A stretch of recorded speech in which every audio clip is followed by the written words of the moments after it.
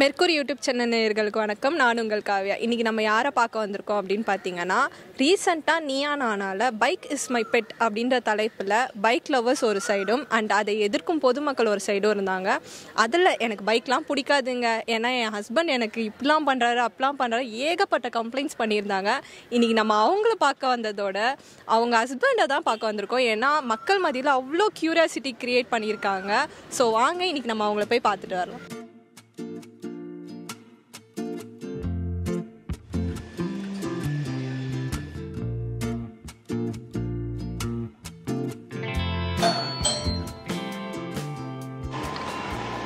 Hi. Hi, எப்படி இருக்கீங்க? நல்லா இருக்கேன். உள்ள வரலாமா? வாங்க. Hello sir. ஹலோ, எப்படி இருக்கீங்க? நல்லா இருக்கும் ஆல் வெல். நீங்க எப்படி இருக்கீங்க? நல்லா இருக்கும். வெல்கம். என் வீட்லயே என் ஹஸ்பண்ட் பைக் வச்சிருக்காரு. பைக்ல பின்னாடி சீட் கிடையாது சார். அந்த பைக் மேல இன்ட்ரெஸ்ட்ல அவர் மட்டும் தான் அதை என்ஜாய் பண்ணும். எனக்கு ஒரு வைஃபா கண்டிப்பா நமக்கு அந்த பார்த்த முதல் நாளை மாதிரி பின்னாடி உட்காந்துட்டு போகணும்னு ஆசை இருக்கும். ஆனா அது இது வரைக்கும் நான் பண்ணல. ஸோ நீங்கள் நீயா நானால சொல்லியிருப்பீங்க, லைக் என் ஹஸ்பண்ட் இது பண்ணலை அது பண்ணலை, ஸோ இதெல்லாம் இஷ்யூஸாக இருக்குது அப்படின்னு சொன்னீங்க. பட் 1000 சொன்னாலுமே அவர் விட்டு கொடுக்காமையும் ஒரு பக்கம் பேசியிருந்தீங்க. ஸோ அதனால ஒரு க்யூரியஸாக ஒரு கொஸ்டின் கேட்குறேன். நீங்கள் லவ் மேரேஜா அரேஞ்ச் மேரேஜா? Arrange marriage. பக்கா அரேஞ்ச் மேரேஜ். ஸோ அதை பற்றி சொல்கிறீங்களா, எப்படி மீட் பண்ணிக்கிட்டீங்க அப்படின்னு? ஸோ நான் ஸ்ட்ரெயிட் ஃப்ரம் காலேஜ் ஒரு 1 மந்த்லேயே மேரேஜ். ஸோ பெருசாக மேரேஜ் பற்றி ஒரு ஐடியா, ஒரு எக்ஸ்பெக்டேஷன்ஸ்லாம் இல்லாமல் தான் அலைன்ஸ் பார்க்க ஆரம்பித்தாங்க.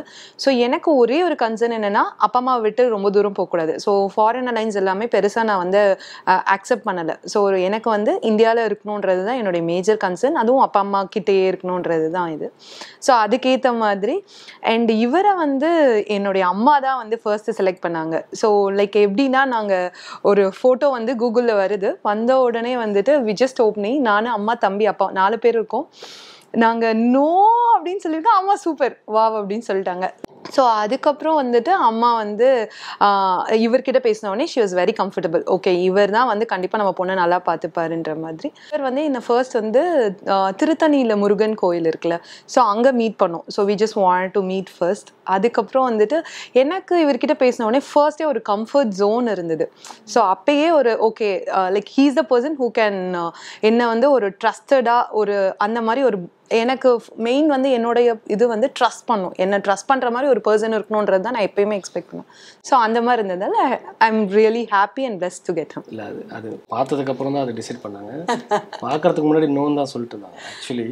ஏன்னா எனக்கும் அவங்களுக்கும் ஏஜ் டிஃப்ரென்ஸ் ஒரு 9 இயர்ஸ் ஆக்சுவலி. ஆமாம், 9 இயர்ஸ் ஆக்சுவலி. ஸோ அதனால் ஃபஸ்ட்டே நம்பர் ஆஃப் இயர்ஸ் பார்த்த உடனே அவங்க வேணான்னு டிசைட் பண்ணிட்டாங்க. அவங்க மதர் என் கூட பேசினதுக்கப்புறம் அவங்களுக்கு கம்ஃபர்டபுளாக இருந்தது.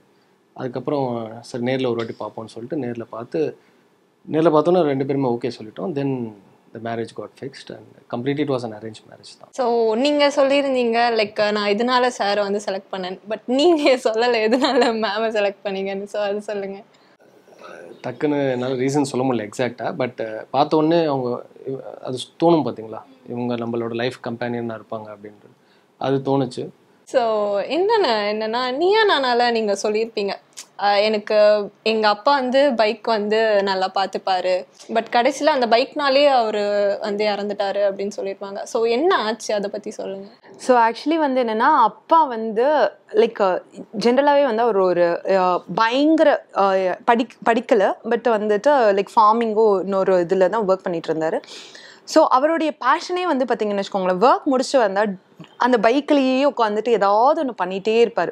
ஸோ த்ரூ அவுட் டே அந்த பைக்கு அவருடைய உலகம் பசங்க நாங்கள் அந்த மாதிரி தான். ஸோ சும்மா ஏதாவது ஒன்று என் அம்மா சொல்லிடுமே, இந்த பைக்கை தவிர்த்து வேறு வேலையே இருக்கு அந்த மாதிரி ரொம்ப வருஷம் அதை பண்ணிகிட்டே தான் இருப்பார். அவருக்கு அதனுடைய கிரேஸ். அது மட்டும் இல்லை, வீட்டில் இருக்க எந்த ஒரு ரிப்பேர் எதுவாக இருந்தாலும் அப்பாவே தான் பார்ப்பார். மற்றவங்க யாரும் நாங்கள் வெளியே அவுட் சைடர்ஸ்லாம் வரணும் அந்த மாதிரி. ஸோ அவருடைய லைஃப் நான் தம்பி பைக்கு ஒர்க் அந்த மாதிரி இருந்துட்டு இருந்த ஒரு பர்சன்.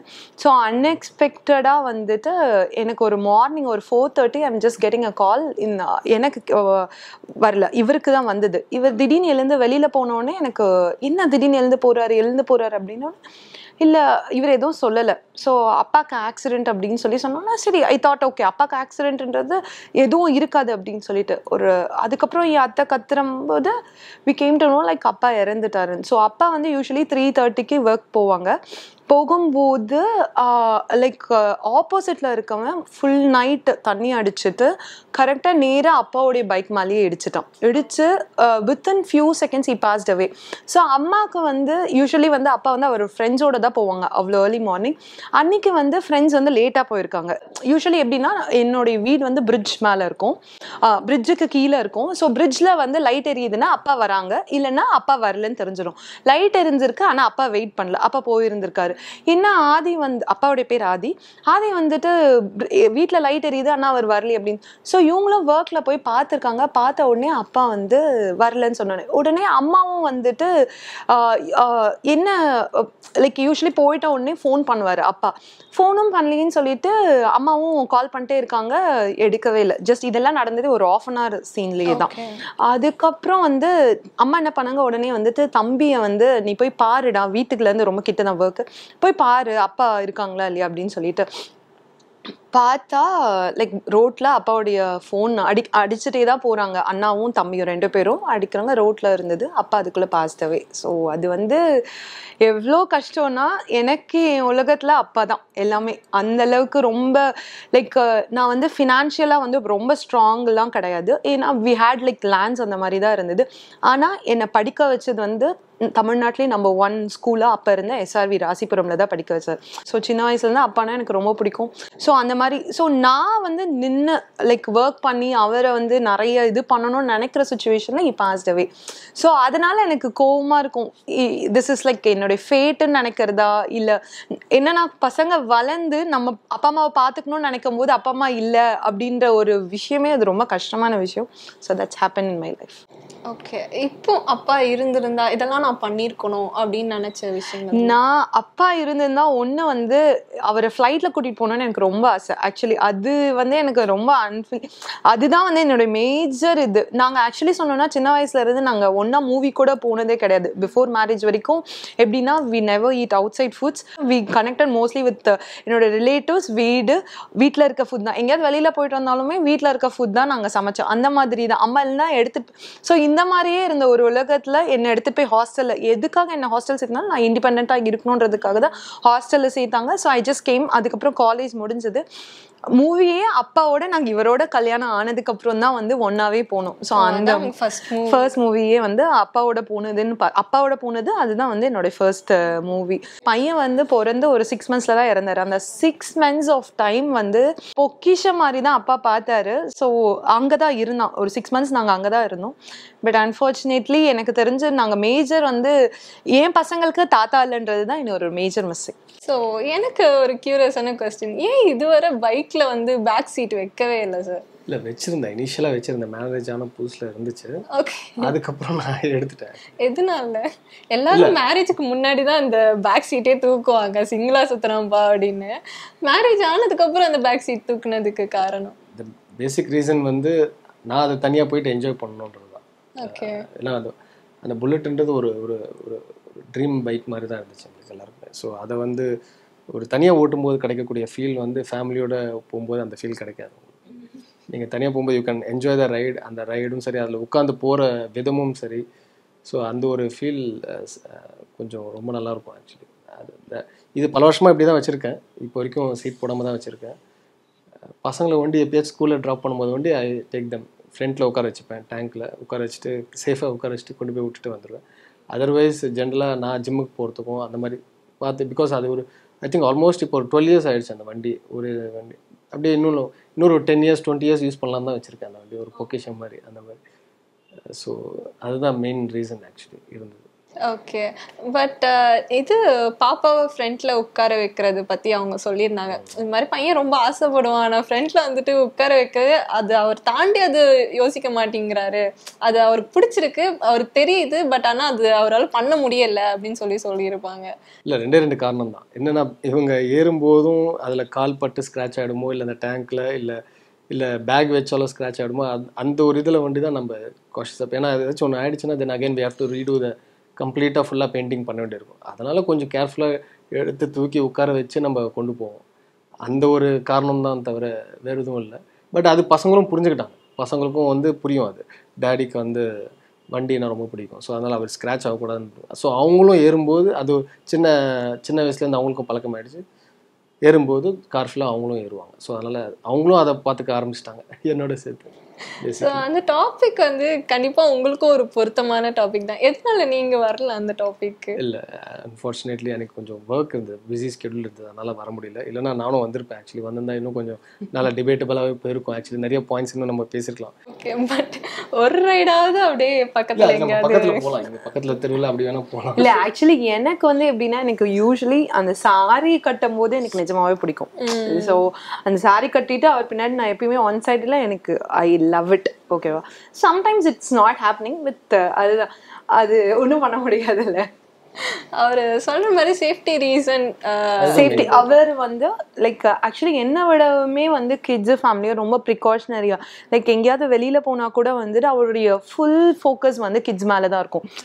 லைக் எங்கே போகிறாங்க, அவங்க கரெக்டாக இருக்காங்களா. ஸோ வந்து ரொம்ப அதை யோசிச்சுட்டே தான் இருப்பார் அவர். அந்த ப்ரெசன்ஸ் ஆஃப் இதில் என்ஜாய் கூட பண்ண மாட்டேன், நானும் அதை என்ஜாய் பண்ணுவேன். ஸோ அவருக்கு வந்து சேஃப்டி அண்ட் ஃபோக்கஸ் வந்து ரொம்ப கிட்ஸ் மேலேயும் என் மேலேயும் இருக்கும். ஸோ அதுவும் ஒரு ரீசன் வந்து அவர் இந்த மாதிரி. ஸோ அதனால் we always prefer going in a கார்ன்ற மாதிரி தான் அவர் இருக்கார். இன்னொன்று வந்து அவர் என்கிட்ட எப்பயுமே சொல்கிறது வந்து என்னன்னா, that's is first I think சேலரியில் வாங்கின ஒரு பைக்கு. ஸோ அதனால் அதை வந்து ரொம்ப ப்ரீஷியஸாக பார்த்துக்கிறாரு. அது ஒரு மேஜர் ரீசன். ஸோ ஏன்னா பிகாஸ் வந்து ஒரு அப்பா இல்லாமல் 5 இயர்ஸில் இருந்து அம்மா பார்த்துக்கிட்டு அதுக்கப்புறம் அவருடைய ஓன் ஸ்டாண்டில் நின்று அதுக்கப்புறம் ஒரு ஏர்னிங்கில் வாங்குற ஒரு பைக்குன்றதால அது வந்து இட்ஸ் லைக் அவருக்கு ஒரு பொக்கிஷம் தான். எனக்கு தெரிஞ்ச வரைக்கும் அந்த பைக்கில் பஞ்சர் கூட ஆனது இல்லைங்க. ஸோ அந்த அளவுக்கு வந்து அவர் பார்த்துக்கிட்டாருன்னு வச்சுக்கோங்களேன். ஏன்னா பைக் வாங்கி 12 years 2011 2012. ஸோ இன்னைக்கு அவரோட 12 இயர்ஸ் ஆயிடுச்சு. நீங்க சொல்லுங்க, அப்பா கூட வண்டியில போறது பிடிக்குமா கார்ல போறது பிடிக்குமா? காரா? எதனால? கார்ல போனா சன்ரூஃப் இருக்கும். ஸோ அதனாலயா? ஸோ அவருக்கு வந்து ரொம்ப கார்ட்ஸ் வந்து ரொம்ப கிரேஸ். கார்ட்ஸ் லைக் ஆல்மோஸ்ட் அவனுக்கு ஒரு 200 கார்டு நேம்ஸ் தெரியும். ஸோ கேட்டால் டக்குன்னு ஸோ நிறைய வந்து காரில் அதனுடைய வேர்ஷன் வரைக்கும் அவன் அப்சர்வ் பண்ணுவான். ஸோ அந்த அளவுக்கு பைக்ஸ். ஸோ ஆக்சுவலி வந்து என்னுடைய பையனுக்கு வந்து நான் ரொம்ப பார்த்து ரொம்ப பிரமிச்ச ஒரு விஷயம் வந்து his interest to the cars வந்து ரொம்ப அதிகம். ஸோ அதுவுமே ஒரு மேஜர் ரீசன் வந்து கார்ஸ். ஸோ நெக்ஸ்ட் பைக் அப்படின்னு வரும்போதே நார்மலாகவே ட்ரிப் போவாங்க பசங்களாம் சேர்ந்து. கண்டிப்பாக சாரும் ட்ரிப் இருப்பார், ஏன்னா அப்போவே வாங்கின பைக் அப்படின்னு சொல்லியிருந்தார். ஸோ நீங்கள் எது மாதிரி ட்ரிப்லாம் போயிருக்கீங்க ஃப்ரெண்ட்ஸோட, அதை பற்றி சொல்லுங்கள். காலேஜ் டேஸில் நிறைய ட்ரிப்ஸ் போயிருக்கோம். இந்த மாதிரி நான் காலேஜ் இன்ஜினியரிங் படிக்கும்போது எல்லா டிபார்ட்மெண்ட்ஸுமே நாங்கள் எல்லாருமே ஃப்ரெண்ட்ஸாக இருப்போம், கனெக்டடாக இருப்போம். ஃபஸ்ட் இயர்லேனா காமனாக தான் இருக்கும். செகண்ட் இயர்லேருந்து அந்த ரெஸ்பெக்டிவ் டிபார்ட்மெண்ட் போயிடுவோம். ஸோ அந்த ஒரு ஃப்ரெண்ட்ஷிப் ஃபஸ்ட் இயர்லேருந்து இருந்ததுனால அது கேரி ஃபார்வர்ட் ஆச்சு எல்லா இயர்ஸ்க்கும். ஸோ எல்லாருமே எங்கேயா போகணுன்னு பிளான் பண்ணோம்னா நெக்ஸ்ட் டே மார்னிங் பிளான் பண்ணோம்னா இன்றைக்கி எல்லாருமே டிஸ்கஸ் பண்ணிவிடுவோம். நாளைக்கு மாஸ் பந்து தான், எல்லாருமே அவங்கவுங்க சொல்லிட்டு வந்துடுங்க. எல்லா டிபார்ட்மெண்ட்லேயும் ஒரு 15 people கிட்ட வரைக்கும் ஃப்ரெண்ட்ஸ் இருப்பாங்க.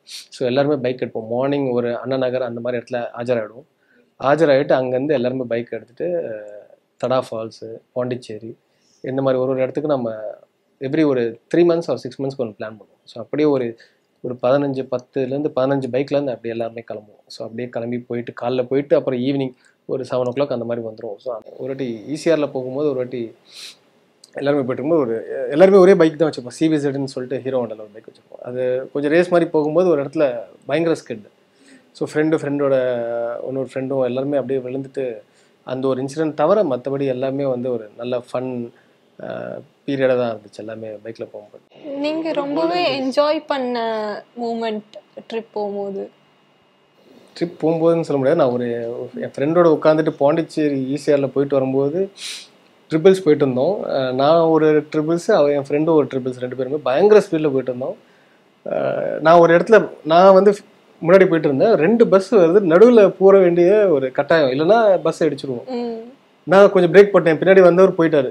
அவர் போனதை வச்சு நான் அந்த இதில் கேப்பில் போயிட்டோம். பட் அது ஒரு த்ரில்லிங்கான ஒரு incident. But it was unsafe. But still அந்த ஒரு இன்சிடென்ட் வந்து மறக்க முடியாத இன்சிடென்ட் இன்னிக்கும். ரொம்பவே அழகாக இருந்துச்சு இன்டர்வியூ அண்ட் அழகாக பேசுனீங்க. நான் கேட்ட ஒரு கொஸ்டினும் பொறுமையாக பதில் சொன்னீங்க. ரொம்பவே thanks and thank you so much உங்களுக்கும். So thank you so much. Thank you. Thanks for this interview.